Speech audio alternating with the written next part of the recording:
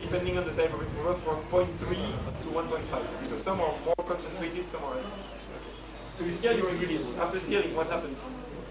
What do you do? Once you scale your ingredients, what do you do with it? Mix. You're mixing.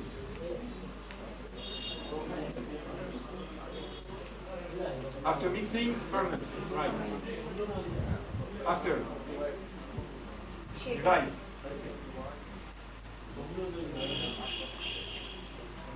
Shape.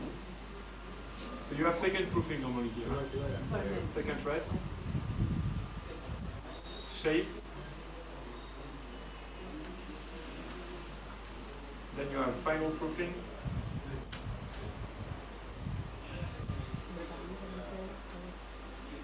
Then, after final proofing, baking.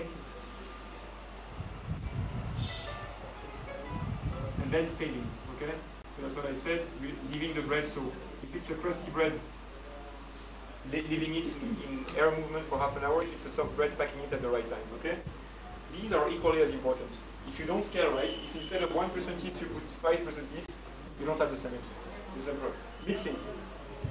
If one day you mix 5 and 5, and one day you mix 5 and 10, you will not get the same result. I see very often people don't put a timer when they mix. It's not the right way. You should put a timer. That doesn't mean you have to follow exactly what the timer says. If your process says 5 and 7, and after 6 minutes you see it's mixed, okay, you can stop your mixer. But if you have no timer, you have no idea what you're doing. Maybe it's been mixing, maybe you had a phone call, you forgot, it's been mixing 50 minutes, it overmixed, and then people say, but why do I not have the same result? If you don't put a timer when you mix, you will never get the same dough, you will not get the same bread. Fermentation, this is quite simple, you leave it in a box, but as I said, not everybody gives the right time. Sometimes you're busy doing something else, it will stay for an hour instead of 20 minutes. So this is important. Dividing, you can divide manually, you can also divide using machine, right? There are several ways of dividing. Second rest, this one is not very important. Shape, this is quite important. How you shape the bread, if you use a machine or if you do it by hand, this will have an influence. Final proofing, so you put in a proof box, but you don't always have room in the proof box. Sometimes you have to leave outside. Sometimes it takes too long in the proof box because the oven is already full, so you cannot bake. So this can have an impact also on the product. Baking, the temperature, the time, the steam, all this will have an impact on the bread. And the staining. As I said, if you pack too soon or too late, it's not the same, okay?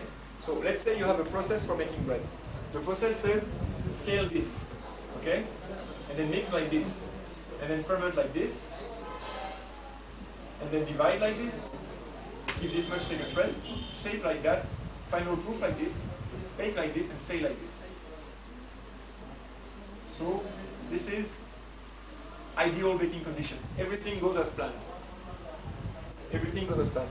You have exactly the right amount of all ingredients. The mixing is done properly, everything is right. So you start from your ingredients and you obtain top quality product. That's what you want in your production. But I've worked in production before becoming a baker at Puratos. It never happens.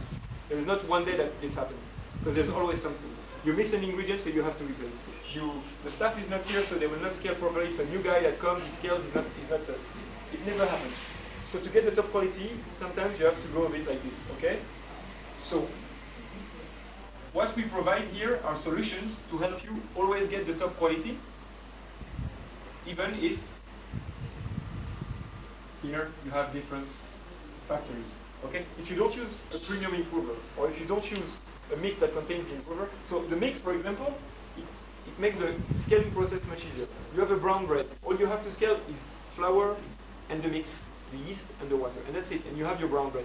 Someday, the guy is not paying attention, he will put more dark, less dark, and so on. If you use this, from January 1st to December 31st, you have the same bread, because you've used the mix.